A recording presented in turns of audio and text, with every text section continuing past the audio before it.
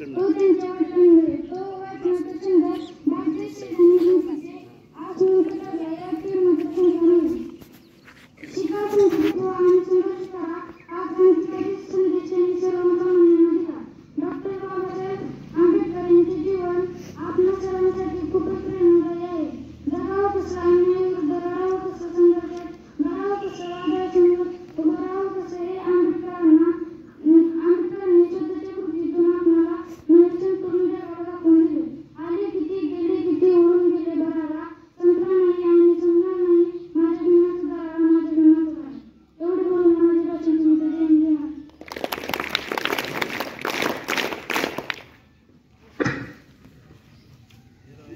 धन्यवाद समर्थ. यानंतर माझी वर्गमैत्री रुद्रा चव्हाण हिने आपले मनोगत व्यक्त करावे अशी मी तिला नम्र विनंती करते.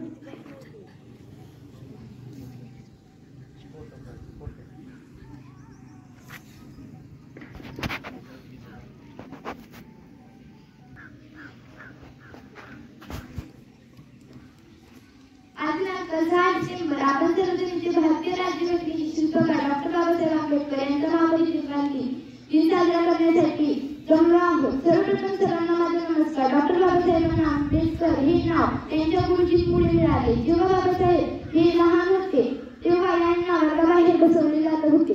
डॉक्टर बाबासाहेबांना शिक्षणाची ओढ होती त्यामुळे ते वर्गाच्या बाहेर बसूनही पूर्ण मन लावून शिकत होते. जिथे आपण चपला सोडतो तिथे ते बसत होते. पण त्यांना गुरुजींनी एवढं शिकवत होते ते सर्व बाबासाहेबांच्या मन लावून शिकत होते. तेव्हा त्यांची ही शिक्षणाची ओढ पाहून त्यांना पहिल्यांदा वर्गात घेतले होते.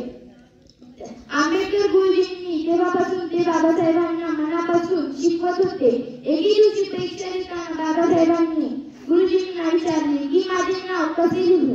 तेव्हा गुरुजी म्हणतात तुझे नाव काय आहे. तेव्हा बाबासाहेब म्हणतात माझे नाव भीमराव रामजी सपकाळ.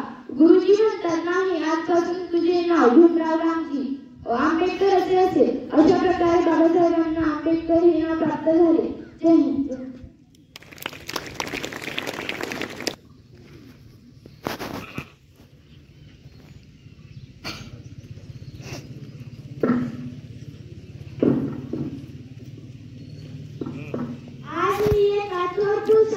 माहिती सांगणार आहे ते तुम्ही शांतचित्ताने ऐकून घ्यावे अशी माझी नम्र विनंती.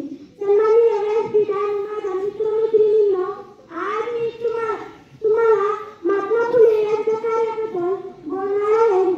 मुलींसाठी शाळा सुरू करताना महात्मा फुले यांना अतोनात कष्ट सहन करावे लागले.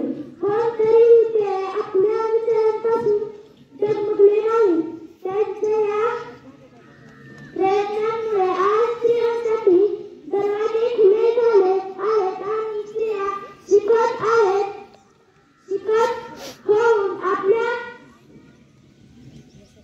कुटुंबाबरोबर देशाच्या विकासाला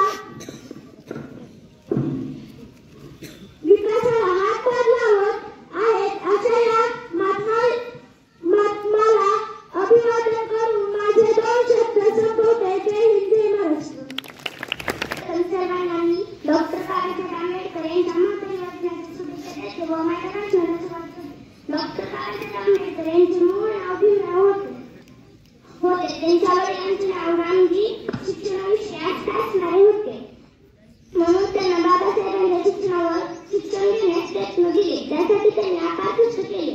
बाबासाहेबांच्या प्रगतीवर त्यांचे बारीक लक्ष असायचे. वडिलांच्या विचाराचा पारडा आंबेडकर यांच्यावर होता. डॉक्टर बाबासाहेब आंबेडकर यांच्या सर्वात जवळचा मित्र म्हणजे पुस्तक.